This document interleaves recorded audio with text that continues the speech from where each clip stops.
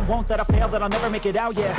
Please tell me all the bad, never good. Fill my head full of every single doubt, yeah. Please say any negative thoughts. I pop off when I hear people say I cannot. I get off to the thought of proving everyone wrong. I won't stop to the top, so you better back off and get lost. I'ma stay loud, stay proud, never running out, never heading south. I'll be spreading out, call it word of mouth. Can't put me down, I'll be getting loud. You can have it douse, not what I'm about. Have your f***ing cloud, it be raining now. I keep making sound, go another round. I'm legend bound, can't stop me now.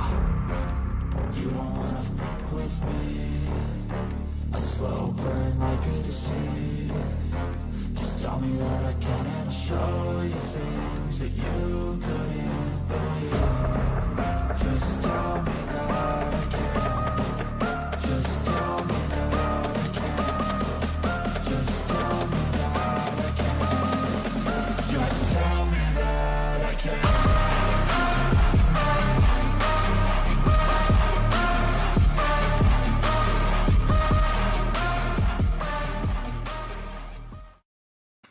Well, all right, everybody. Welcome to another edition of on the All Sports All Plays Network. This is Unscripted with your boy Jay McLovin and none other than babyface Logan Landers. What's up, my brother? What's going on, Jay? Getting geared up for the weekend. As you know, we got one more day left. Tomorrow's Friday. And, yeah, man, we got some good football playoff action this weekend, of course. And you know what Saturday is. Of course, we know there's some good games. But we got our own little event on Saturday, too. We got a very special guest coming on. Why don't you tell the people at home who we have coming on, too, we're going to be interviewing? Yes, we have none other than Robert Duran Jr., son of famous boxer Roberto Duran. Man, what a time to be alive. He's out there. He's been boxing for – we've had him on the show at least, 2 or 3 times. So I know for a fact we've known him for about 2 or 3 years in a boxing game. But he's been doing it for a little bit. I think he just turned around the 30th, 30 years old. We'll have more information, of course, as we get into the show on Saturday. But, man, hey, if you want to see – the guy's great. And if you haven't seen him box before, the guy is electric. He has quick hands, quick feet, and he certainly can get around the ring like his old man did. Logan? Yeah, man. I mean, like you said, he's a great fighter. If you want to check out, I think on our TikTok, I made a little hype video for him. It's only about a minute, maybe, if that, just showing off some of his skills in a fight he had. So go over there and check that out if you want to get a little sneak preview of some of his fights and some of his action. Yeah, so yeah, keep that in mind. Unscripted Sports on TikTok and Unscripted Guys on Twitter, all one word. Unscripted Guys, all one word. And you can always keep up with the up-to-date stuff that's going on here at Unscripted, as well as everything else. If you go to Unscripted on the Facebook page as well. But yeah, man, hey, I guess we'll jump right into it. Get this party started, Logan. Let's do it.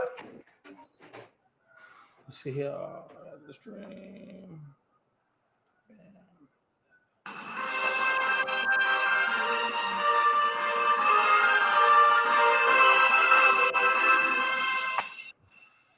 So what the hell, Jim Harbaugh? What the hell? What's going on out there in the world of Michigan?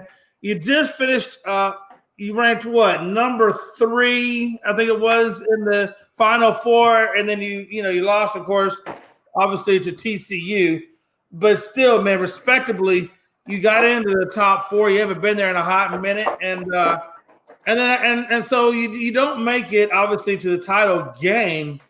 So what? You go home and lie to investigators about doing some recruiting and some tampering during what they call the quote unquote COVID dead period, and you get your hand caught in the cookie jar. Jim Harbaugh's caught lying, refuses to talk to them, I guess in hopes that it'll go away, which we know it won't.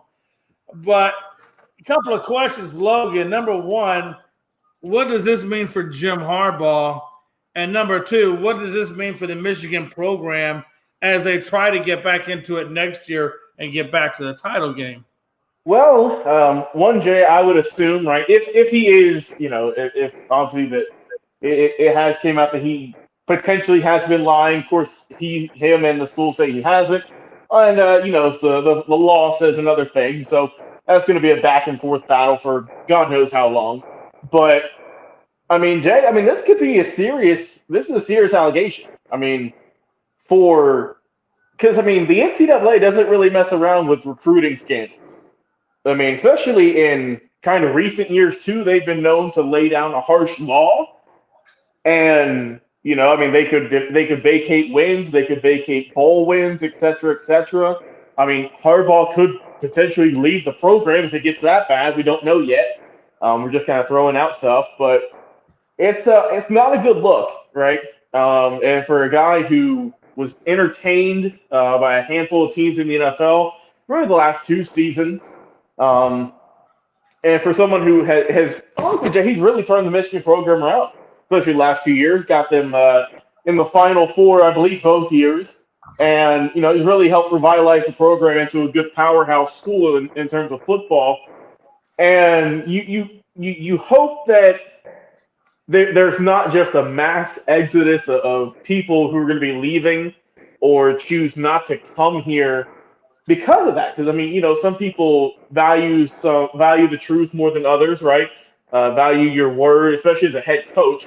You're leading young men who are, 18 through 20, 21, maybe a little bit older in some cases. But people who are impressionable, men who are, they're looking for someone to lead them into battle, not just on the field, Jay. That's one thing, not what you can do on the field, but also help you in some, difficult times through your life.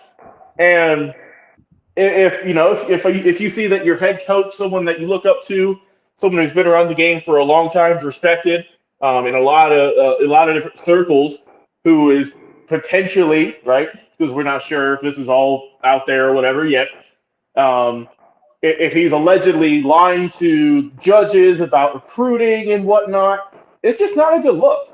And I mean, if it does come out that he was, I don't know how Michigan's higher brass is going to handle this. If they're going to, maybe suspend him for some time, or outright fire him, or maybe just fine him a couple $1,000s or what have you, or we'll see. And if it turns out that he was not lying, it'll get swept under the rug, and it'll just be one of those things where he had a court case and he won it. So I mean, there's a lot at play here, a lot at stake. And something that just really kind of came out of the woodwork that, because you normally hear chatterings about this stuff, right? You hear rumors about it, but this just kind of came from out of nowhere, and it has really been blown up in the past really day or two. Right. Yeah. I just think from a leadership standpoint, if you're not cooperating, like you said, what kind of a message does that send to your student athletes and how they go and how they deal with things going forward as well? So a lot is riding on that for Jim, and I hope everything works out for him. But at the end of the day, man, hey, you got to be accountable for what you got to be accountable for. So, sometimes you got to take it on the chin. Another thing I want to talk about real quick was Arondas Chapman, taking one on the chin, right? So everybody knows that Arondas Chapman has had his ups and downs with the New York Yankees. Most recently on a down period where he got frustrated. They wound up benching him. He wound up basically leaving for the playoffs and not going to the playoffs. I think he wanted to go like Miami or someplace like that and chilled out. So we knew right then and there that was the beginning of the end for Arondas Chapman. I don't know what the Yankees are going to do for their closer, because now they're down to Hamill. And I don't know about you, Logan, but I was not impressed at all with Hamill last year. So I'm not really expecting big things from him. But I will say on the Arondas Chapman issue is the fact that he signed a 1 year, $3.75 million deal with Kansas City, which tells you that he's on a veteran minimum prove-it deal. And so he's got to go into Kansas City now and prove it. And, there's nothing better that gets your game back on the right track and the right swing of things when you go to a successful franchise like the Kansas City Royals. God, you might as well just set that dude straight down, designated for assignment. Yeah. The Royals are a team who are obviously they're not a powerhouse right now. They're trying to get things back on track. I mean, it feels like ages ago, Jay, that they won a World Series, right? It's been less than 10 years. I believe it was 2014 or 15. I think, no, 2015 they won the World Series, I believe. So, I mean, it's only been, what is that now, 7 years, give or take? Yeah. Something like that. which feels like a lifetime ago, like I said. But for Chapman, he's been in the league now for, I believe, over 10 years. Came in, I think, in 2010, sounds right. So he's a vet, right? Obviously, he came out the gates electric. Everyone was just marveling over how fast this dude could throw, how many strikeouts he was getting with Cincinnati there in the NL Central. And now we get, like you say, went to New York. Things did not go well there at all. Not just with the on the field stuff, had some off the field issues with the domestic violence, and also right there at the end of the playoffs, like you talked about, where he just no showed pretty much at practices and whatnot. So not a good look for him. But like you said, he signed a cheap deal, a 1-year deal with Kansas City to try and get it turned around. And if he does well, I don't think Kansas City would really hold on to him. I don't think they have a need for him, honestly, especially if they're struggling. I mean, if he does well that first half of the season, Jay, I would move him. I mean, I would trade him to maybe a contender, someone who is, in the running, who would need a good bullpen arm if he is successful, right? That's the big if. Right. And if he's struggling, either just keep him on the team if your team's not doing so hot, or send him down. I mean, honestly, the Royals can't really lose in this situation. I mean, they didn't shell out a big contract for him. It's a cheap deal. So, I mean, for Kansas City, they're just like, hey, we'll take a flyer on this guy. If it works out for us, great. And if not, then, we didn't lose a whole lot of cash on it, and it's only for one season. So, I think it's a fine deal. Like I said, we'll see how he can do out there in KC. But, I mean, I'm not expecting him to go turn back into his all-star form. If he does, great. But for me personally, I just don't see him going back to that. I think he'll be serviceable, and he'll be fine. But I do think he'll turn it around a little bit better than he was in New York. Because, I mean, that's just, when you go from New York to Kansas City, that's a big, big culture shock. A lot less attention on you, a lot less pressure. So that maybe he'll thrive in that system. We'll see. Yeah, Frankie got mad because I called him Hamill instead of Holmes, Clay Holmes, whatever. That's because nobody cares, Frankie. He's a crappy closer on a crappy team that did a crappy season. Nobody cares, okay? I'm just sitting here letting you know that Aroldis Chapman is no longer on your team, which we all know you're happy about. I would be happy about too. I'm not a big Aroldis Chapman. I feel like more towards the end of his career, his ball started getting away from him. His accuracy started getting away from him, and he just could not locate his pitch for anything. And he wound up actually going like 4 for 4. I think he had like 9 saves, and I think he had a 4.43 ERA with like a 1.43 whip or something like that. I mean, just nothing to write home about. No, that's what I'm saying. Like he was not doing well towards the end of that career. So the fact that he's actually gone probably was a service rather than a disservice to the New York Yankees. And I feel bad for the Royals. I don't know what they were thinking, but go Royals. Let's go, Kansas City. We're gonna jump right into this, man. Let's talk some NFL, Logan. Jay. Man, let's get into it, man. Let's pull off the paper coating and get right into the nitty gritty. First up on the item up for bids, man. Let's talk a little Jags and Chiefs. Woo-wee! I'll tell you, had this been the Jags of last year, I would have no problems telling you the Chiefs without a shadow of a doubt. I still don't have a problem telling you that the Chiefs are going to win this game. However, I will tell you, I do see this game being a hell of a lot closer than what people would have thought last year. If this would have been the Jags of last year coming into the building. But given what the Jags have done this year and how they played coming into the regular season, into the playoffs, the win streak that they were on, and the fact that they took care of business in San Diego, I feel like Trevor Lawrence kind of came out a little shaky in that game. He was a little nervous, first playoff game ever. But he settled in, and he got the win. That's really what all matters is do you get the win? Do you settle down? And I think now that he's going into Kansas City, yeah, he'll still be nervous, but he will have already had some play time now getting ready for this game. And I tell you what, Logan, man, I'm excited for it. I'm excited to see, number one, how does Jacksonville, whoever wins the coin toss, if Jacksonville does not get the coin toss, I want to see how their defense comes out and see if they put a curb stomp on top of Patrick Mahomes' helmet. And then also I want to see, can they actually come out there and get Travis Etienne running the ball, and which will then open it up for Trevor Lawrence to do what he needs to do. But what is your overall perspective of this game, Logan? Yeah, I'm with you, Jay. Prior to this week, I would not have had this game a lot closer than I thought it would be. But, I mean, Jacksonville, man, they've been a red-hot team, maybe the hottest team in football in the last, X amount of weeks.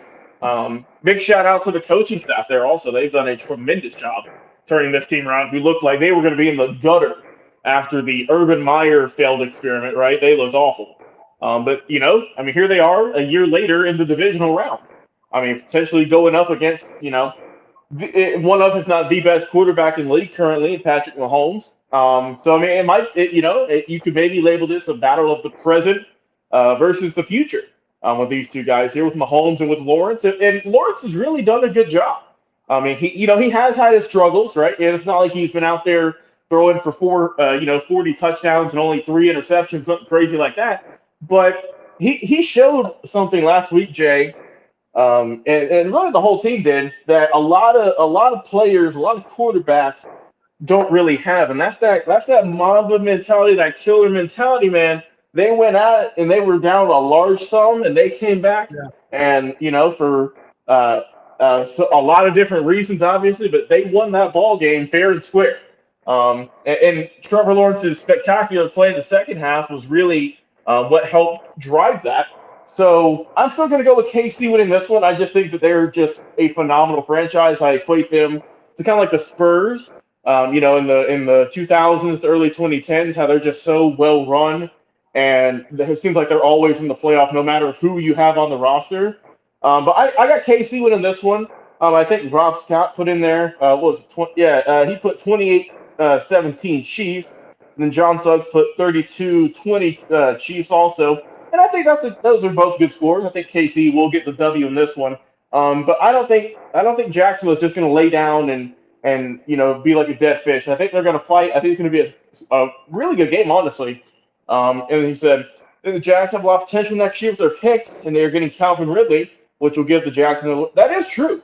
They need to help out their defense, John. And with Ridley coming back, I mean, that's just another great weapon. And honestly, Jay, I was a big kind of stickler or whatever you want to call it, because I thought they overpaid a bunch of these wide receivers this past year. I mean, they were a bunch of guys who were not number ones.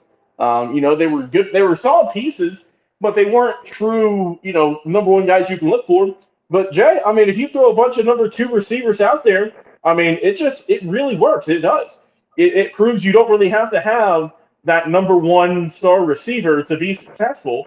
I mean, these guys are getting it done. I mean, I think, Jay, if you put this group of receivers with, like, the New York Giants, I mean, oh, my goodness, that would be a really scary team, honestly.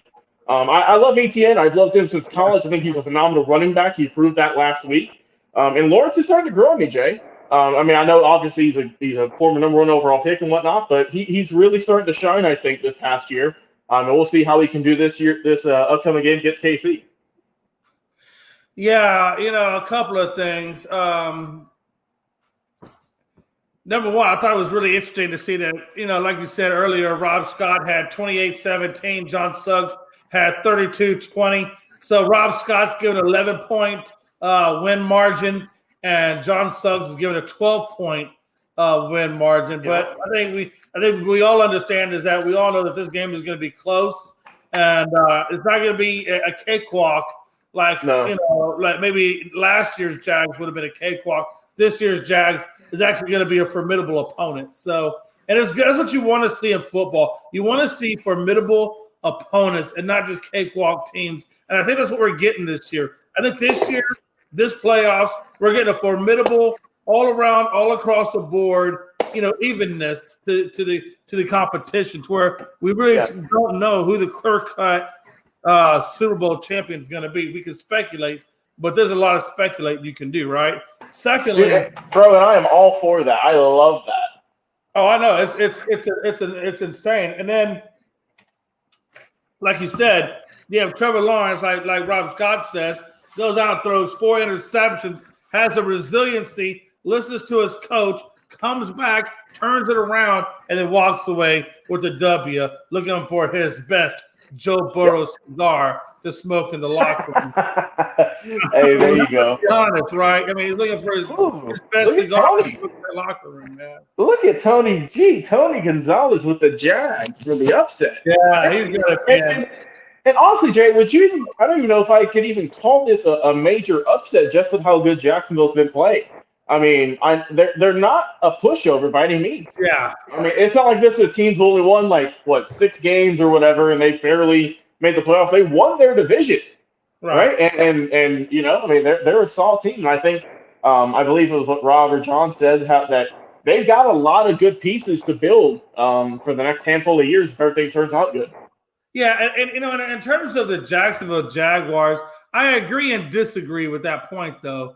I agree that you don't have to have a number one to win a championship. I mean, look what Jacksonville, like you said, is doing. They don't have a true number one. Even back when the Ravens won that championship with Joe Flacco, they didn't really have a true number one either. They primarily were a run team that had a good defense, and that's really what you need. You need to have a good, strong defense, and you need to be able to protect the ball and not turn it over, with interceptions or fumbles, and that really can get you majority of the way to a win. The rest of it will come on your offense, just making plays and getting downfield. And again, to that point, where it does help to have a number one wide receiver is whether it be your tight end like a Kelsey or an Andrews, or a number one actual wideout like a Jamar Chase or a Jefferson or so forth.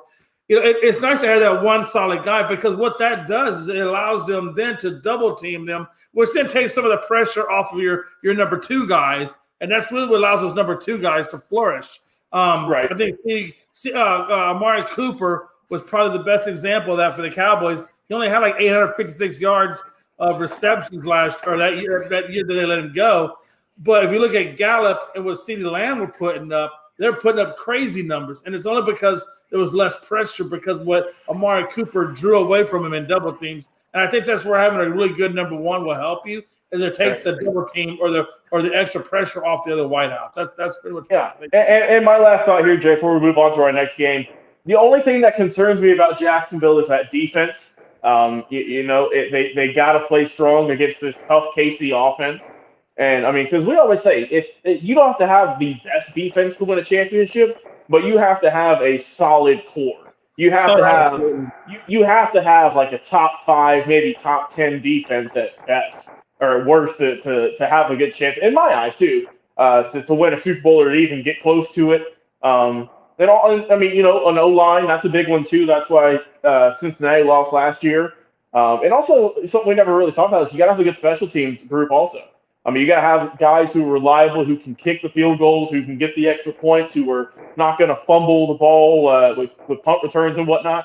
So, I mean, it really is a whole team effort. I think Jacksonville, like I said, I think they got some good pieces. I just don't think they're there quite yet. But, I mean, if they keep building on this group, I think they could get there maybe. Yeah, absolutely. Tony says KC has let a lot of teams hang around. That could be dangerous with a team like the Jaguars. And I agree. You can't let this team just hang around, because a lot of times, like you said, when you hang around, that's when mistakes happen. So, yeah, you can't let them just hang around.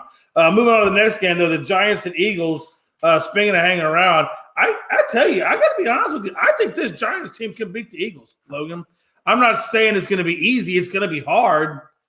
But I'll tell you what, I think the biggest weakness or the biggest thing that's going to hurt the Giants is going to be that offensive line. Can they protect Daniel Jones for him to be able to get the ball out to his receivers?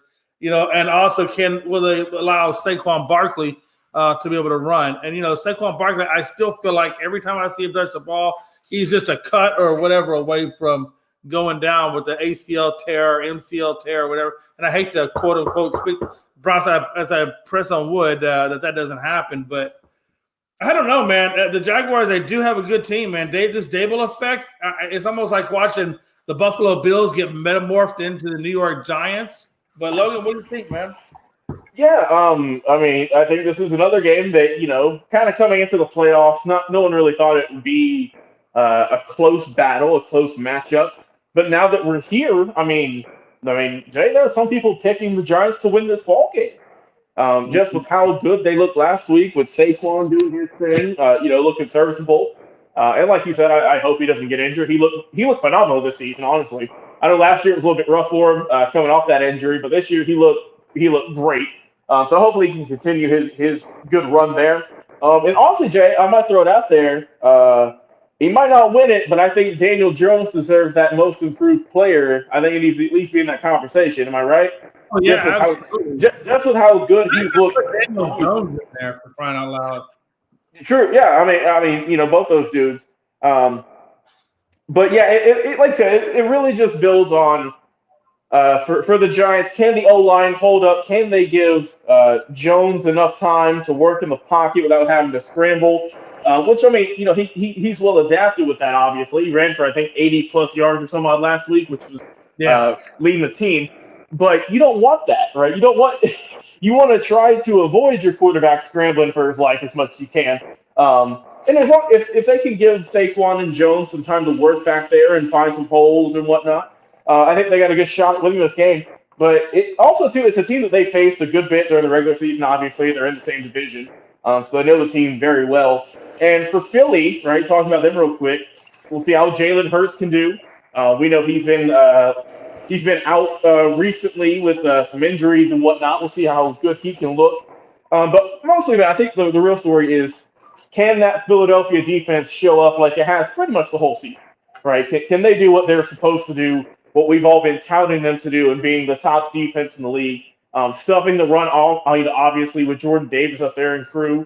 So we'll see. It's a battle of a solid offense, a pretty good offense, a well-run offense against a just absolutely heart-wrenching, just dirty, grinding defense, and that's the good battles I like to see in the playoffs. Yeah, Tony goes on to say the Giants need to get off to a good start, get that lead, put pressure.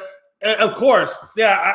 And again, John Suggs goes on. You kind of do want your quarterback to scramble because they struggled against Justin Fields, and then John Suggs finished it off with upset. If the Giants can get the run game down, Eagles struggled stopping the run, and he's got a 24-20. And I agree with you. And that's what I was saying. Saquon Barkley's got to have a big day. He's got to have that career game that we've been waiting for him to have. He needs to have that career game against the Eagles because they're going to need every bit of that run game, every bit of that defense from the Giants to hold down Hurts. But again, like John Suggs said, they do have a weak run defense over there in Philly. So that could be where Saquon Barkley can exploit. What do you think, Logan? Yeah, I mean, if Saquon can wear those guys out, right? Obviously, I think the first, early on, I think Philly's going to be hyped up and everything for the game and whatnot. But as long as they can keep pounding the rock, maybe, and wearing those guys out, just kind of play the longevity game with them, have the big guys tired out. I think that's where you can maybe see Saquon bust out a nice run for a lot of yards and get in the end zone. But I think this is going to be a good game. I can see this one being. I can see the Giants beating the Eagles more, kind of less of an upset than Jacksonville defeating Kansas City. Because the Giants have really impressed over the last few weeks. I think they've looked really well. Dable has been phenomenal, and we'll see what they can do. Yeah. Also, and again, I think what could hurt the Giants too is just like I feel like the Eagles don't have a good run. I don't think the Giants have a good run. And you gotta go up against Miles Sanders. And Miles Sanders, as we know, is a running type of running back. So I wonder how good of a day Miles Sanders will have. I see a lot of ball control in this game. We'll see. Tony said the key is the line of scrimmage. That's the Eagles' strong point. Yes, sir, you are right. Hey, that's what we always say, Jay. Battles are won and lost in the NFL on the trenches, whether it's offense or defense. Absolutely. But especially in the playoffs, man. That's where you got to be able to be strong. And I'm looking forward to this game, though, man. I'm looking forward to it. But what do we got up next? What's our next ball game? Yeah, man. So next up the top is the Bengals and Bills, man. Jeez, man. I'm telling you, hey, there is no place to hide now in the playoffs. We are down to the epicenter of teams. I mean, the creme de la creme, if you will. And in this Bengals and Bills game, I'm looking for Burrow to come out and decimate the Bills secondary because I think that's where the Bills are the weakest, obviously, given the number of injuries that they've had. I think that's where Joe Burrow can exploit. Also, by that same token, the Bengals' offensive line has got to be able to withstand that defensive front line of Buffalo. And I think those are the two biggest things: the D line of Buffalo and the offensive line of the Bengals. Again, the battle of the trenches. And I think Stephon Diggs needs to have a big day. What do you think there, Logan? Yeah, man. I've said this since the playoffs came out. My picks for the Super Bowl. I'll name the first team. I had the Bengals in there. I had them running back, Jay. I just had a feeling about them, brother.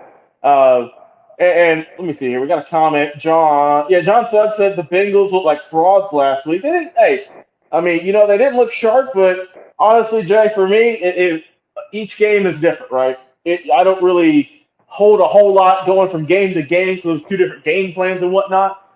But man, like you said it perfectly.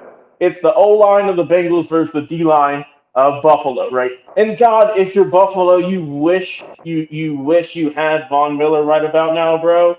Oh goodness, because that would be, that would make it a lot more, an easier job for Buffalo, we'll say, right? If they had him on the line doing his work.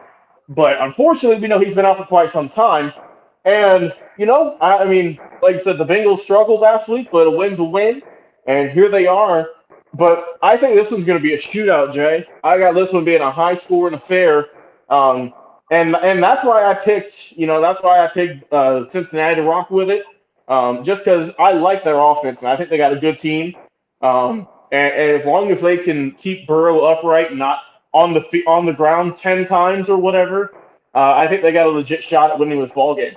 And as for Buffalo, just real quick, they're a stacked team, and what a lot of people pick them to go to the Super Bowl and even win it. And I like Buffalo. I do. I don't know, Jay. It's just whenever you got a feeling in your soul, and you got to go with it. And that's why I've been rocking with Cincinnati. And like I said, no discredit for Buffalo. I could easily see them win this ball game. I think they're a super talented team. But I got to rock with the Bengals, bro.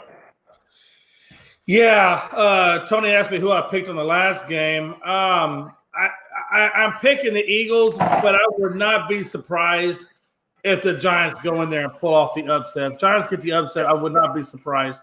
Yeah, I'm going with you. I got the Eagles as well. But I do think the Eagles walk away with that win.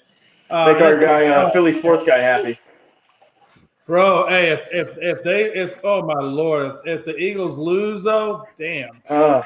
I guess Philly sports guy would be really, really quiet. If they lose, it's been a rough sports year for Pags already. The Phillies losing the World Series. The Flyers, I don't think are looking too hot right now.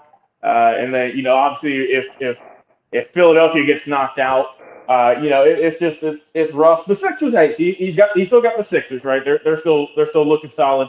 But hey, we still love you, Pags. We gotta have you come back on soon. And talk about your season, bro. If they make it past this one, I'll try to see if we can get Pags in here. Oh, perfect. If they do that. Get them hyped up for the conference. Man, hey, listen. Hey, that's kind of what I'm hoping happens, because if that happens, the Phillies win against Houston in the World Series, and now if the Cowboys and the Eagles meet in the NFC showdown, oh my God, what a time to be alive. Yes, it is. God, what a time to be alive, man. I got a feeling I know which game we're talking about next. Are we talking about Mr. Relevant? I meant to ask you, so you picked the Bengals on the Bills and Bengals, right? I'm going with the Bengals. I got the Bengals, man. I think Mixon is going to be the X factor. I think the Eagles are going to have the better running game, and I think they're ultimately going to have the better passing game. And I think it's going to be too much for this Bills team to overcome. And so, I'm going with Bengals. John Suggs and Tony Gonzalez each went with the Bills. So I guess it's me against Tony and John. Yeah, for me, that might be the closest game this week, honestly, just in terms of the margin and the score. I think that one has a legit shot at being like a 3-point ball game, if that, right? Just with the insane offenses of both these teams. I'm hyped for that one. Yeah, and again, Tony says Eagles beat the Bills in the Super Bowl in overtime. It's possible that could happen. So that's definitely not out of the realm. Last game we'll go to talk about will be the Cowboys versus the 49ers. God, this game could be the best thing in the world, or it could go down as the worst thing in my life. This is going to determine Jay McLovin's mood for the 2023 offseason, right? Man. Oh, this is going to turn a lot of things for Jay, but yeah. So John, you got the 49ers. Put why you got the 49ers. I want to hear your explanation for why.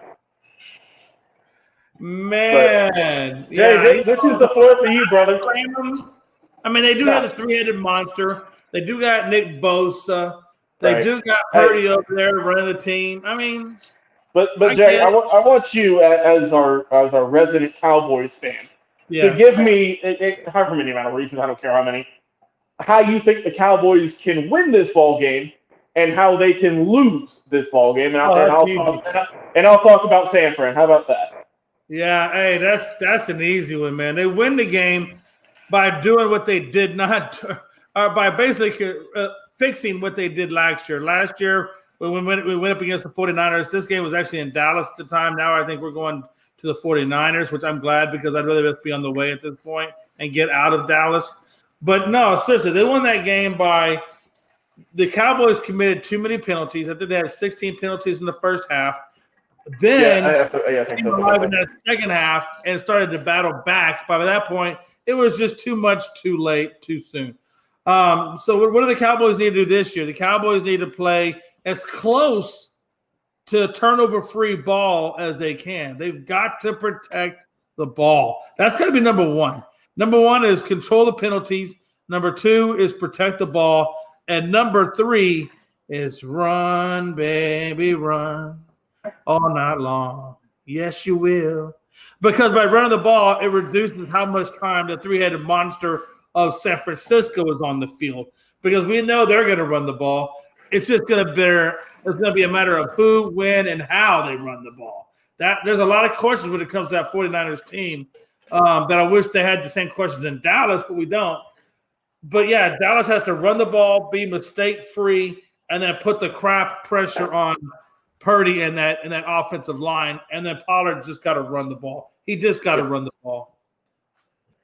All right, those are good reasons. I'll talk San Fran for you, and then we can move it on. Also, let me check out these comments real quick here. Let me see. Okay, Frankie was saying the Bills. He said crazy the Bills not making it to the Super Bowl. They don't know how to. Let's see. John said the run game, defense, Debo, Purdy, stats, Niners is deeper than Dallas. He said field goals, flags, you name it. Rob Scott chiming in saying they're going to have to put hands on Purdy.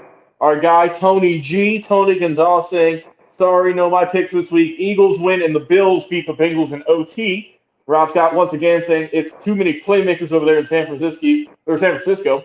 And finally, Tony saying Dallas, run the damn ball. And that's what Jay's been saying.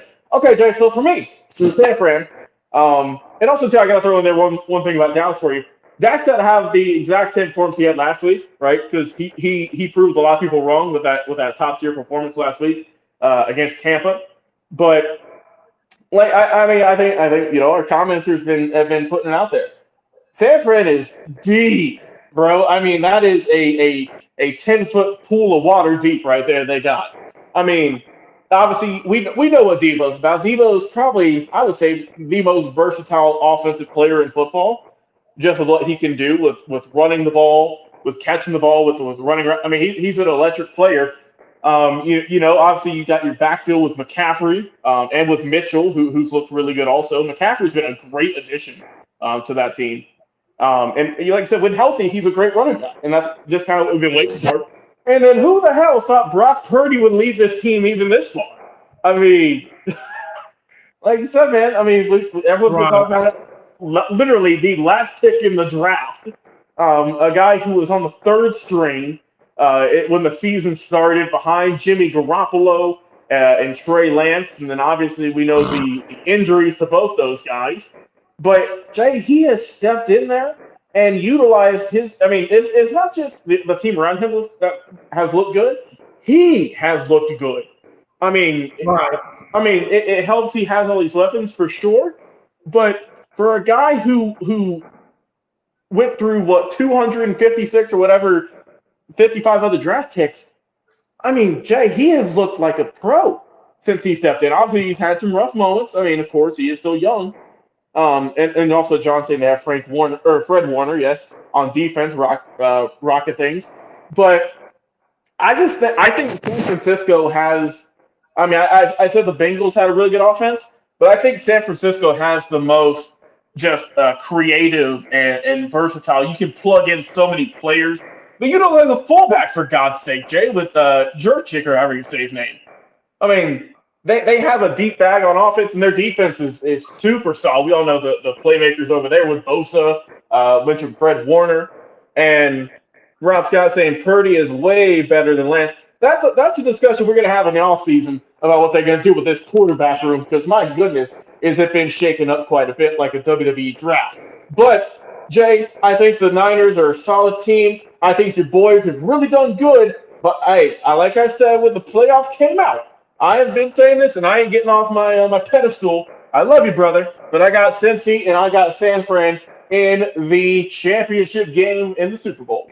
Oh God!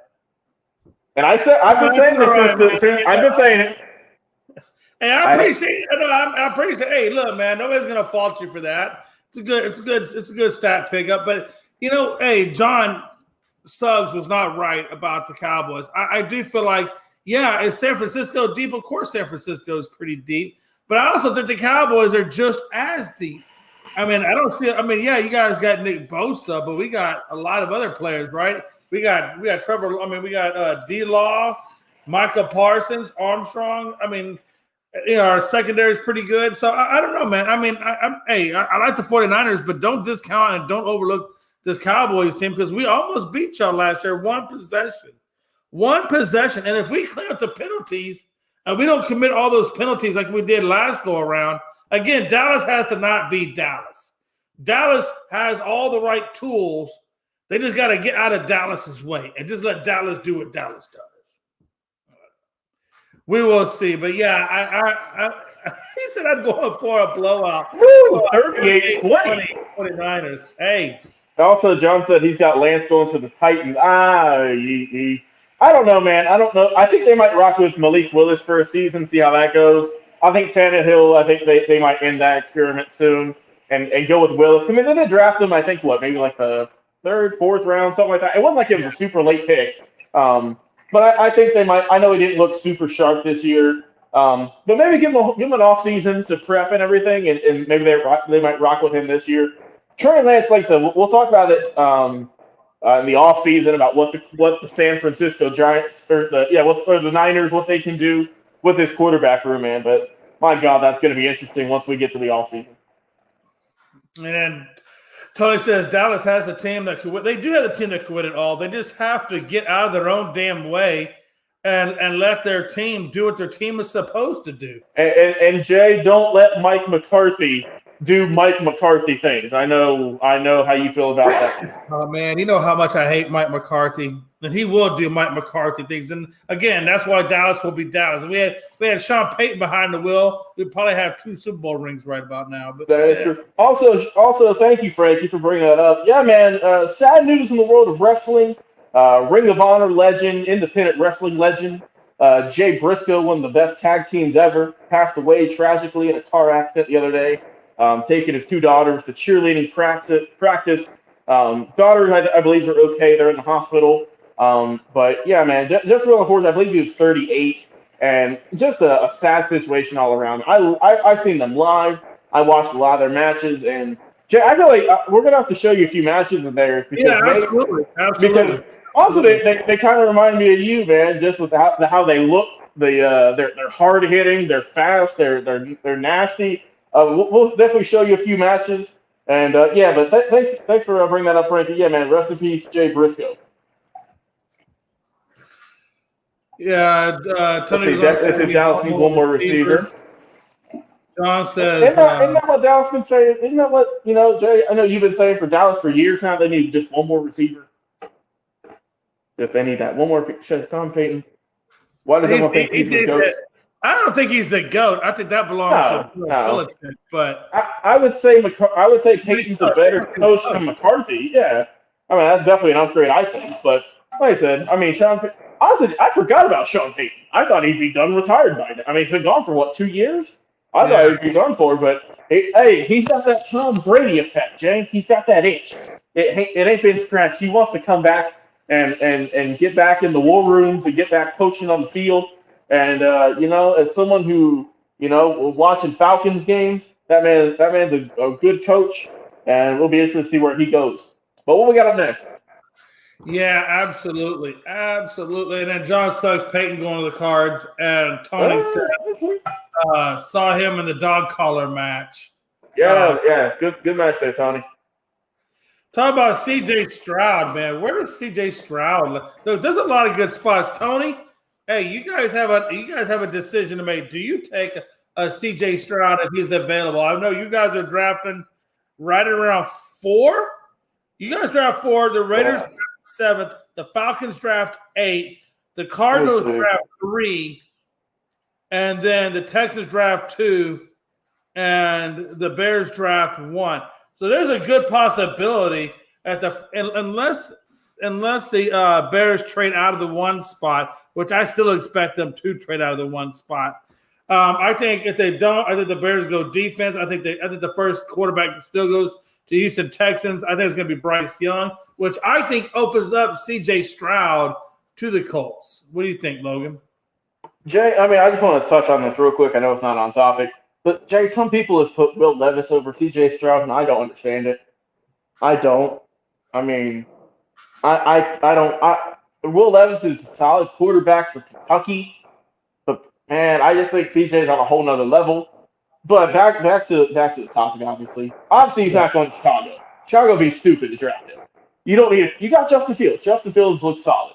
You don't need him. Obviously, I'm in a boat with you. We agreed on this the other day. I think they'll trade it. I don't know who to. But if they trade it to whoever and he's there for Houston, by God, Houston better get him. Because I feel like Texans fans are going to pull their hair out if Davis Mills is the quarterback next season. So I think definitely Houston, Indianapolis. Obviously, they need some work. They're looking at number 4 right now. Seattle potentially. I don't know what they're going to do with Geno. Jay, I don't know. So that's a question mark. Detroit. It sounds like they're going to rock with Jared Goff for a little bit longer. See how that can go. Vegas. I'm good with them getting C.J. Stroud. I would love that. Oh yeah. But man, I don't see them drop. And then Frankie said some people try to put Zach. Yeah, you're right. Yeah, some people try to put Zach Wilson over Trevor Lawrence. And I mean, honestly, Jay, I don't know why people did that. I mean, don't get me wrong. Just looking at schools, Zach Wilson played at BYU. That is a lot more inferior competition than Trevor Lawrence played in the SEC or in the ACC with Dabo and then winning championships. He said Stroud or move back to get Carr. Much as I love Derek Carr, Jay, I would not trade a number 1 overall pick for him. That's just me. Well, and let's be honest. As much as I love Derek Carr, I'm not trading my number 1 overall pick. Hey, Logan. Let's just be honest. It's not like the Colts have had best success with free agent quarterbacks. Maybe we should try to draft for a change. I mean, obviously the last handful of years, the Phillip Rivers eras, the Matt Ryan era, and of course, who could forget the Carson Wentz era? I believe that was a trade, but still. I mean, that's 3 quarterbacks who just ain't worked out, brother. I don't know what it is. But just a few teams, obviously Vegas. I think they're a good fit. Carolina even, right? I mean, Carolina, I don't know what they're going to do, man. Sam Darnold's real iffy. But I think Indy is definitely going Houston, and then Vegas. Those are just 3 teams I think should go for him, at least in the top 10. Other than that, I haven't really given it much thought. But, man, it's going to be insane. But John said, should the Vikings draft a quarterback or take over when Cousins is gone? I think the GM or someone pretty much came out and said that Cousins is going to be the QB next year. They're still going to rock with him. So I think that could pretty much be put to bed. I think crazy things have happened, but man, like I said, Kurt's good. Kurt looks solid in the regular season, Jay. But it's the playoffs where he crumbles like a cookie. So we'll see. Yeah, honestly, if I'm the Vikings, I'm not worried about my quarterback position. I know Cousins can do the job. I'm more worried about getting that defense straight. They need to worry about getting them run stoppers and stuff like that more than they need to worry about that quarterback. If you look at it, when the Vikings played the Giants, it wasn't because of Cousins that they lost. It was because of that defense. Yeah, So, and I mean, don't get me wrong. Kirk did have a couple bad plays. Don't get me wrong. There, he wasn't like he was sharp as a yeah, but he tack. wasn't. I'm with you. He was not the main reason they lost that ball game. Let's just set that straight for everyone out there. But no, right. I think the Raiders. I expect possibly the Raiders to move up. I expect trade a couple picks. The Falcons can make a move at number 8. And I think the Colts. I don't see the Falcons, man. I think the Falcons look better with Ritter. Who I understand they still finished below 500. They finished at the same record they did last season, but just the team looked better with Ritter, and plus they didn't have Kyle Pitts for most of the season too. So I think they're going to rock with Ritter for at least another year. Like I said, they drafted him, I think, third round. So I think they'll roll with him. So I don't see the Falcons going after him. Man, I wonder if they could, if the Bucs could re-sign Brady and trade him to the Raiders for Carr. Ooh, that's also interesting, man. And I know that theory's been thrown out everywhere. I'd make that trade. Okay, I mean, look. I don't care about the whole Brady's 45, whatever, bro. He looked good this year. Okay, he threw for almost 5,000 freaking yards. I'm about to say he looked great. Hold on. We got a few comments here. John said, "It's not a first round. I was saying like a Hendon Hooker or Bryce Young. There's a few quarterbacks that's diamond in the rough. Throw Stetson Bennett in there too as another diamond." Frankie said that. Oh, they did fire their defense coordinator. So there you go, Jay. Already making some work there. That one, what they needed to do.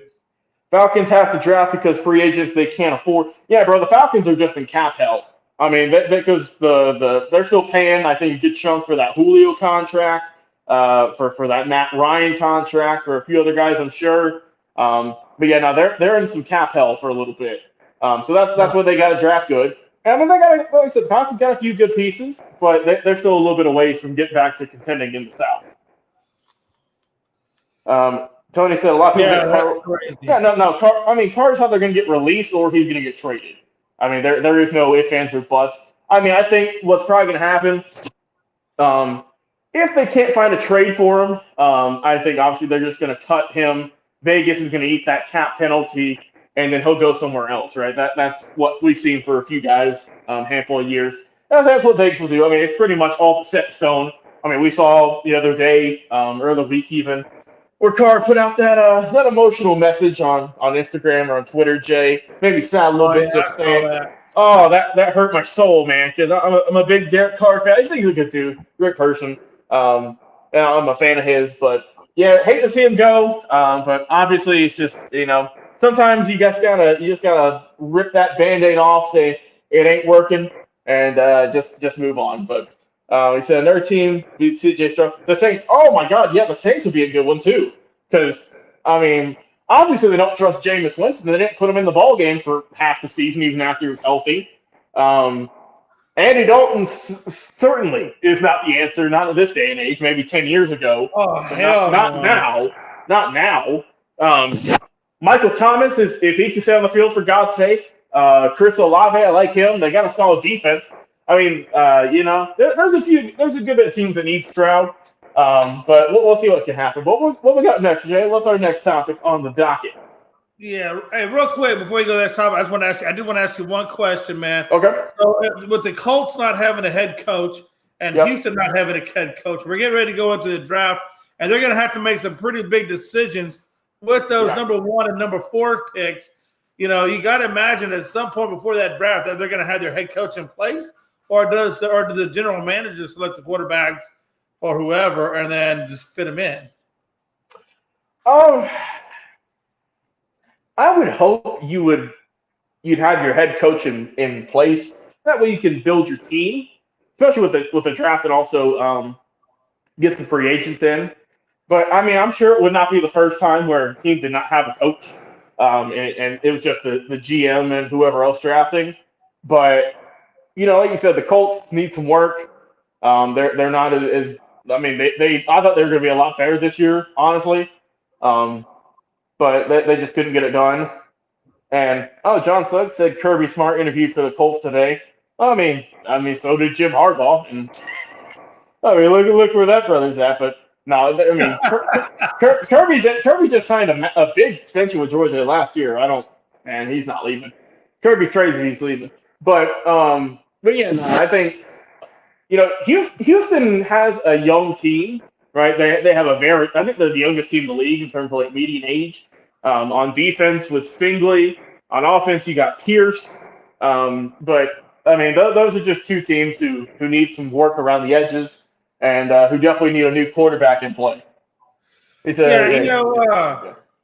That's interesting to me. This comment right here, breaking news, Kirby. Is that true? Because I saw that.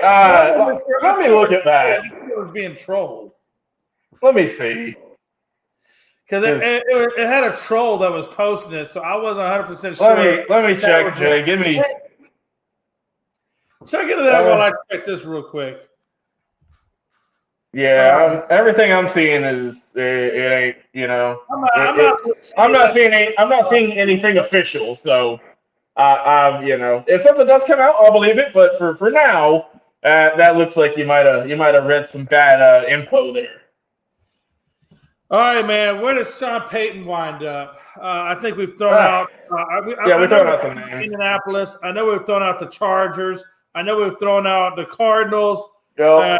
The Texans, Cowboys. I mean, everybody's kind of been asking for permission from the New Orleans Saints as to can they talk to them? And pretty much New Orleans is saying, sure, you can talk to them. We want a first-round draft pick and considerations. Yeah.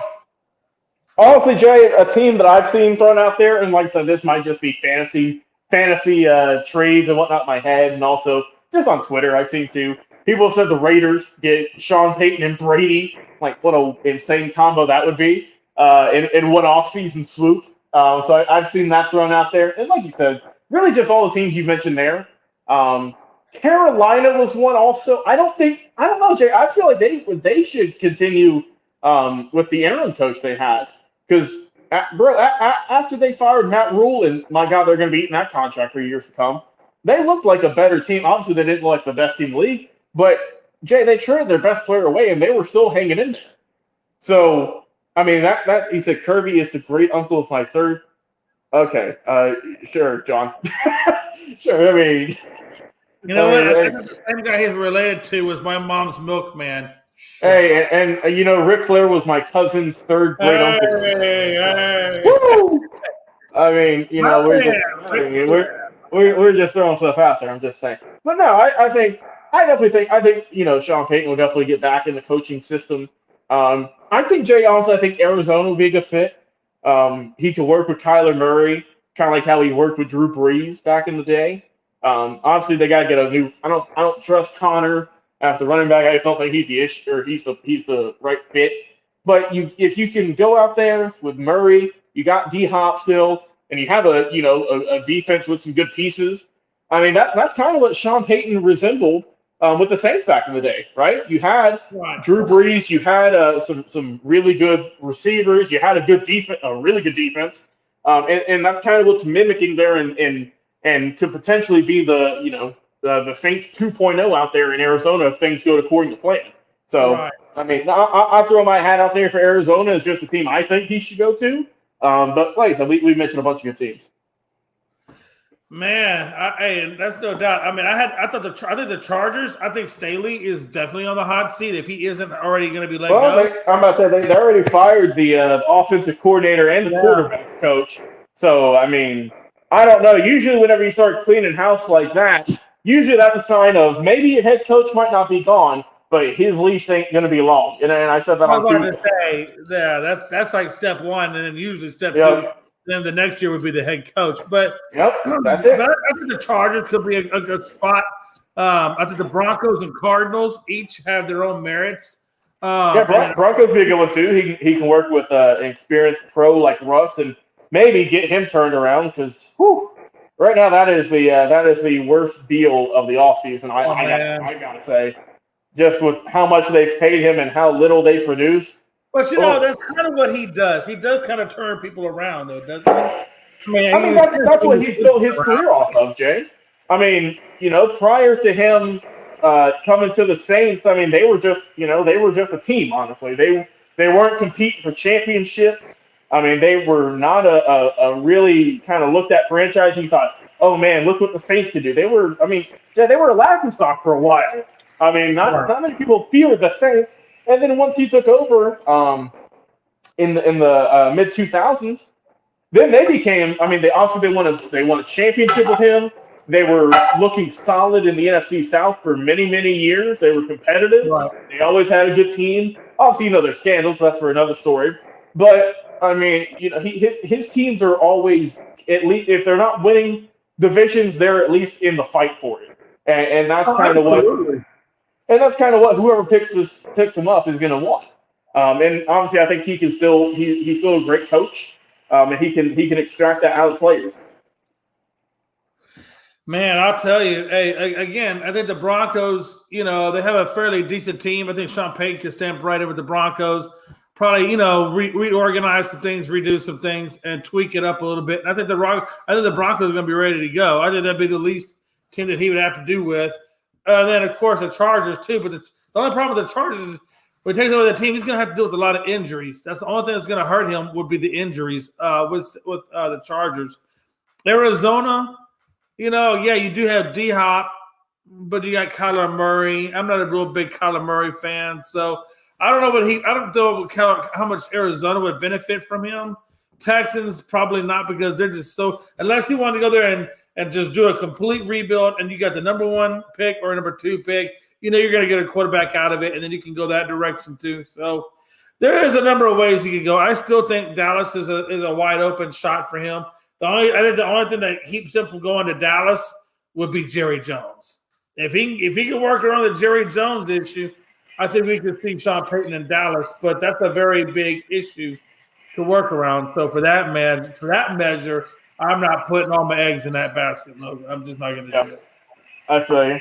All right, what we got up next? Yes, man. And what we got up next is Triple A. Oh, here we go. Electronic umpires in all of the ballparks, actually. And what they're going to do is half the teams are going to play with an electronic ump. The other one are going to practice with some kind of challenge flag. Like you have 3 times to challenge a pitcher on their pitch or whatever. And they're going to see, I guess, which system works the best. And I'm guessing whatever system works the best, that's going to be the one that MLB will officially go to. I'm okay with electronic umps. I really am, because I think it keeps everything fair. If it's a strike, it's a strike. If it's a ball, it's a ball. And I think it's less challenges. Yeah, and also too, Jay. I think so half the season they're going to have just completely robotic umpires. You're going to see on the screen, on the big screen, if it was a strike or a ball, which, I mean, Jay, that's what they do on television they have it in the bottom corner of the screen already. I mean, you can see if it's a ball or a strike. So they're going to do that for half the year. Obviously, like I said, all AAA clubs are going to do this. And for the other half, they're going to have actual umpires there. But they're going to have that challenge system. I think you said you get 3 per game. And, you can challenge if it was a ball or a strike. You can use all 3 of those up. And, we'll see at the end of the year what the percentage is for that. But, I mean, obviously baseball is going through kind of an identity crisis in recent years. They're trying to evolve. They really have to evolve in order to gain a younger audience. Because, I mean, as much as we love baseball, and I don't give a damn how long it can go on for, that's just not the case for a lot of people. This is the only sport besides golf that does not have a clock. Hey, that guy that's watching a Tuesday afternoon baseball game and he got to be at work next day at 7 a.m., yeah, he going to want them electronic guns. We got to get this game moving. I got to get home. I got to beat traffic. Hey, I get it. I mean, all reasons. I get all of them. I do. But really, I want the fairness in the game. I want the fairness of my guy's strike zone to be the same fairness for another guy's strike zone and vice versa. Yes. And Jay, I mean, as long as we've been baseball fans, and obviously there's times when umpires are in favor of our teams who give us a benefit, and then we get screwed over sometimes also.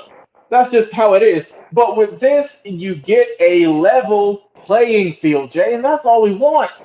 We want a level playing field because, I mean, I've always thought it was stupid for guys to argue with umpires and get ejected over balls and strikes because they can't overturn it. They literally can't. But now, with that challenge system, and with now half the season just being fully electronic, now you can see if it was a ball or a strike. You really can't argue against it anymore. You really can't. No, you I really mean, can't. the only time, they're gonna have to figure out what they're gonna do for batters boxes right on the corner or something like that. I could see, but I mean, Jay, majority of the time, I mean, this electronic system, I'm full of it, man. I'm all good with it. Obviously, I think they're gonna have actual umpires for the bases and stuff. Obviously, for the foul lines, which I mean, I thought you could eliminate the ones for the foul lines too. I mean, also another thing, we see replays of it on television. They show it on the big screens. We can see if it hits the chalk or not. Oh yeah. I mean, it would be kind of weird to see no umpires on the field. Don't get me wrong, but I think this is a good step for baseball. I understand the human element, yada yada yada. That's fine, Jay. But man, we said it for a while now since we've been doing this show. With the game of baseball, you have to adapt or you're gonna die. And with the way ratings are, regular season, they're not doing much. I mean, games average probably close to 3 hours per ball game. So, I mean, you're just not attracting the right audience you want. Don't get me wrong. I might get hate comments for this. Baseball is looked at as an older person sport, one that people enjoy. And like you said, if you see highlights of all these fantastic NFL plays, of long touchdowns, of guys doing 360 dunks in the NBA, for baseball, you see these highlights, but they're not shared nearly as much. You don't see, videos of Mike Trout making an incredible diving catch or Aaron Judge hitting a 500-foot home run like you do a LeBron James dunk on a Wednesday night against Toronto. And that's in the playoffs. For baseball, you don't see that kind of coverage, and that's what they got to do. And that's a whole nother aspect of marketing. But Right. for on the field at least, I think this is a good change. I think this is a needed change. And obviously we talked about the other ones before with the bigger bases and stuff like that. Which I think the bigger bases is a thing, Jay. Obviously for player safety, also so guys don't get their ankles stepped on. But also we could maybe see an increase in stealing bases again. A definite lost art form, I think. A way to get an easier way to get home. And I mean, I think we could see more guys start swiping some bags with these larger bases now. So I mean, I'm all for the robot umps, man. I mean, obviously it worked well. They did it in, I believe, single A last year. Now went all the way to triple A. And if it goes well, I mean, it would not shock me at all if we see major leagues do it next year. Yeah, it wouldn't shock me either. John Suggs, it's okay, man. I fully expect to hear a lot of Houston Astros comments when it comes to electronic comps. I've already geared up for it. Oh, God, yeah. Oh, yeah. I have my thick skin suit on. There you go, brother. Thanking them irrelevant. There you go. Oh. Hey, nobody care about them irrelevant Yankees, man. Nobody cares. Hey, Jay, we might be in the winter, but that was a hot take, my friend. That was a hot take, baby. And here we go again, Tom Brady and the Raiders. We talked about a little bit earlier. I'm welcoming it. I'm cool with it. Obviously, I'm not going to come out here and talk for 5 minutes about it. I would love it. I don't want Jarrett Stidham as my quarterback. He did fine. He did his thing. He balled out best games of his life. But is he the answer? I don't think so. And if they don't get Tom Brady, draft a quarterback. I mean, it's that simple, Jack. It's that simple. It's either for me, it's either you get Tom Brady or you draft a quarterback. I don't care. I come back to this one though because I felt like, if we didn't have enough time in the beginning, I wanted to kind of touch on a couple. I felt like if Tom Brady is literally going to do another year in the NFL, it's not going to be with the Tampa Bay Bucks. It's just not. That's a team who can't win there. Byron Leftwich just got fired. I'm sure Todd Bowles is next up. And there's just too much dysfunction in that organization. And that offensive line just isn't good enough to protect Brady so Brady can do what Brady does. So I think, in my opinion, his best outlook or his best option would be to go to the Raiders. because they're going to have to get Josh Jacobs under contract because he's going to be running back. But I'm telling you, man, when you team him back up with Josh McDaniels, his old school, coordinator, to where Brady is comfortable to do Brady-like things, and all of them are going to be on the same page. They're all going to be on Tom Brady's page. There's not going to be any kind of left, right, up or down. Devontae Adams will get his balls. Damn good and well Waller's going to get his. He's going to use Waller just like he used Gronkowski. So I don't see any problems with Tom Brady fitting in with the Raiders. Matter of fact, I think it's the best place for him to fit in. That's going to be competitive, has the right coaching staff, and can get him into another championship level game. Hey, and I love what you just said there, Jay. But there is one issue that you mentioned that Tampa had this year that Vegas also has, and that is the offensive line. The Raiders have not had a good offensive line since I was in diapers, and they have Rich Gannon at quarterback, pretty much, it feels like. So It's been a hot minute. Like you said, they got a good offense. They got Waller, Adams, you mentioned, Jacobs. Those guys are rocking. They're looking good. The defense has some good pieces. I love Crosby. I like him. He's a solid guy. Chandler Jones, whatever, hopefully he can stay healthy again and help out next year. But yeah, like you said, I think McDaniels would really kind of help benefit from this. Some games obviously wasn't a big fan of him this year, but obviously they're going to stick with him as much money as they paid him, and they can't really get rid of him either. So I got to just kind of accept it, right? Take your medicine, accept it. Pretty much. Yeah, pretty much. Yeah. But, I mean, Jack, whenever you get Tom Brady in there, you can't really coach him a whole lot. He's going to be the one coaching. Hey, the guy like Tom Brady, all you could do for that at this point would be to just give him whatever he wants in terms of O-line, receivers, and just let him do his thing. And also – win. And I'll tell you right now, the Raiders, either in free agency or this draft, they're going to have to draft or bring in players that can protect Brady. That's the only way it works for the Raiders. Is that honestly, Jay, I think that it's going to be free agency for the O-line because it's very hard to draft an offensive lineman and have him be a star year one. And that's what you got to have if you do get Tom Brady under center. You have to have someone. John said dealing for Carmen, giving up maximum of second-round pick that would take on his contract was due to guarantee $40 million. How about we do this, Jay? How about we just do a swap? Give Tampa Derek Carr, give Tampa and give Vegas Tom Brady, and then whatever else you want to throw in there. Yeah, yes, John. He has a no trade clause, but he can always waive it. I mean we've seen that before for multiple sports and multiple players. He's gonna waive it because he's already. I mean, like we said earlier, he's gonna get cut or he's gonna get traded. I'm just throwing out the idea of trading him. Obviously, I don't know if that's gonna happen. I'm just saying, but yeah, we'll see what can happen. Though. We'll see if I'm gonna be rocking a. Oh God, Frankie would have nightmares about Tom Brady in a Raiders jersey. Oh God, I kind of want that just for that reaction, man. He said, I'd rather have Carr. Oh, John Suggs. Man. Ooh. Hey, Jay, we know what we got to do. But I understand where he's going with that. Hey, we got I'm going to do, Jay, I'm for next week or whatever. I got to make a new, a little button for you or a small video that's just a hot take that comes across the screen. Oh, hell yeah. Bro, John Suggs is cooking with propane right now with that, man. Oh, Frankie, I don't know if you'd hear, bro. I wish you were, but he said, I'm a pastor. But Frank, John, we'll definitely bring that up to Frankie in our private convo, and we'll let you know what he says about that. But hey, I'm gonna wait until we get towards the end of the show to throw out those flamethrowers when Frankie wasn't here. I know, right? But yeah, that's a hot take, brother.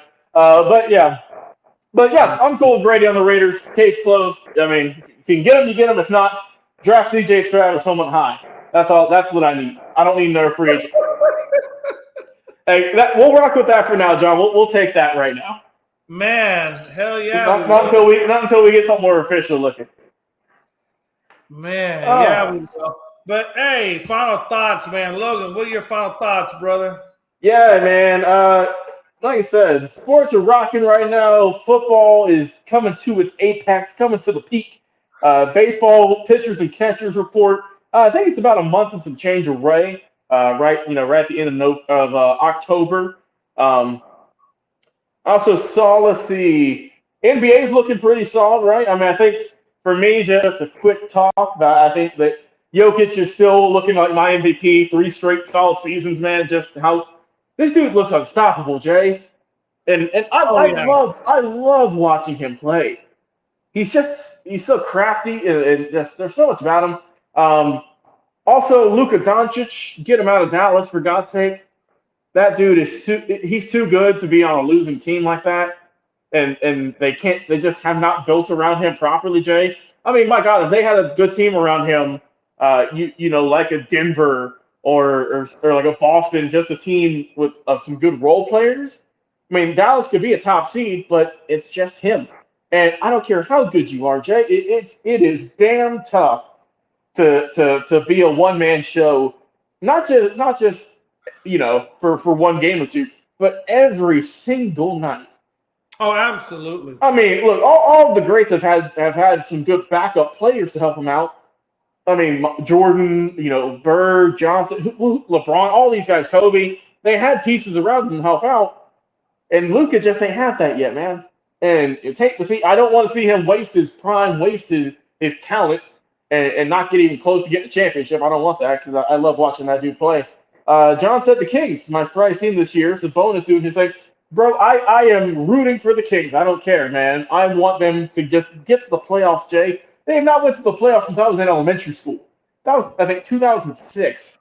It's It's been a long long man. time, Logan. I think. Hey, and I think John Gruden years.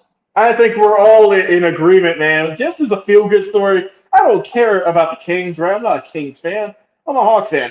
But I want the Kings to at least get to the playoffs, Jay. I want them to at least play a game, if not a series, just because, God, that fan base has been in the trenches. What was that? That was last year in the playoffs. They had the Maloofs. Well, I guess the Maloofs don't own it, but yeah, they had like Mike Bibby, maybe like an old Chris Webb. They didn't have many dudes at all on that team. But no, that's what Vlade Divac was. Yeah.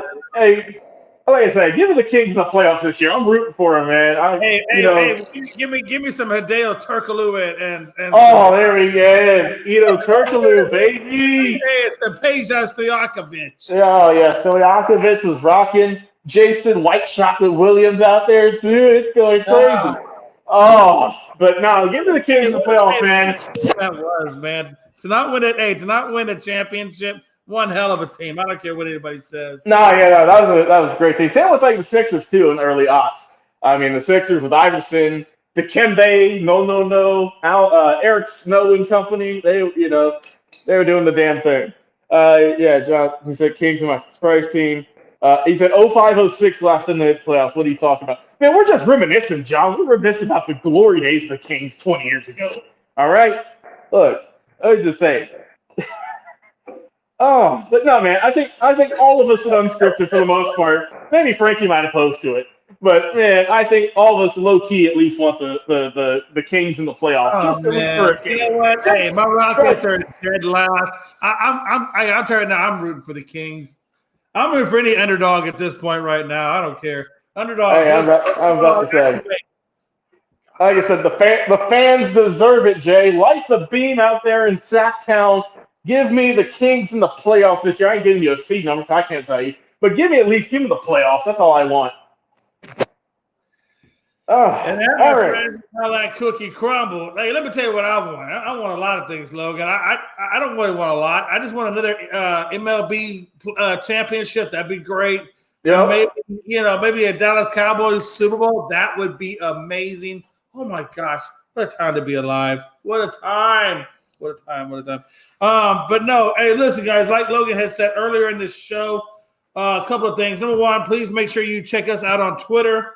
Unscripted Guys, all one word. Unscripted Guys on Twitter, and then Unscripted Sports, all one word on TikTok. And of course, we're on YouTube under Unscripted, followed by the show date, and Facebook. Those are all in live TV. Tiki Live, I think, is what we're on. Yeah, with ASAP. So Yeah, over there. And also, like I said, one more time, we got to promote it, Jay. Robert Duran yeah, Jr., superstar boxer, coming on the show Saturday, 8 o'clock Eastern Standard Time. If you want to check out a little bit of hype video about him, check us out on TikTok. Made a little video about him earlier this week. So go over there, check it out, and it's going to be a good interview with him, man. We're all going to ask him some questions, talk about some fights he's got coming up potentially, and just get inside the mind of a pro athlete again, man. He's always good to interview, a good dude, and excited to talk with him again. So I guess before we get out of here, it says 3-team trade: get Carr and DeAndre Hopkins in. Come on. I guess for Man, Vegas would be stupid if they traded both of them, man. Ain't no way. If that was the case, man, I'm taking my jersey. Frankie would fall out of his chair though. Oh man, hey, if that's the case, just give me like a Max Crosby jersey or something at that point, man. I don't know who else would even be on the damn team on offense. Give me Darren Waller. I mean, I love him, but come on, man, you're not giving up. I would not give up Adams. And on that note, folks, make sure you check us out 8 o'clock Eastern Standard Time Saturday. Like Logan said, we will have Robert Duran Jr., son of Roberto Duran, the boxing legend, on the show to talk everything boxing and everything else that we could think of. So there'll be some sports updates, scores updates, whatever thrown in. So you don't want to miss that. It's going to be a hell of a good time. I can't wait, again, to talk to Robert and pick his brain a little bit more about what's going on in his upcoming boxing matches. So you don't want to miss that. That's 8 o'clock Eastern Standard Set your calendars. Set on your Saturday. Put it in the calendar. You don't want to miss it, Jay. It's going to be electric. It's going to be the shiznits. God, what a time to be alive. Damn it, son. I get boxing legends. I get football. I get jacked in. Man, I don't know what can make it. Well, man, maybe I'll get some sex. I mean, I don't know. It's going to be a hell of a good night. I'll tell you, it's going to be a good night. It's going to be a good night. We're veering into our unscripted after dark territories now, Jay. It's time to wrap up the show. We love you, all of you, ladies and gentlemen, for watching the show. Thank you once again. We will see you Saturday, 8 o'clock Eastern. Robert Duran Jr. You don't want to miss it. Jay, hit that outro for me, please.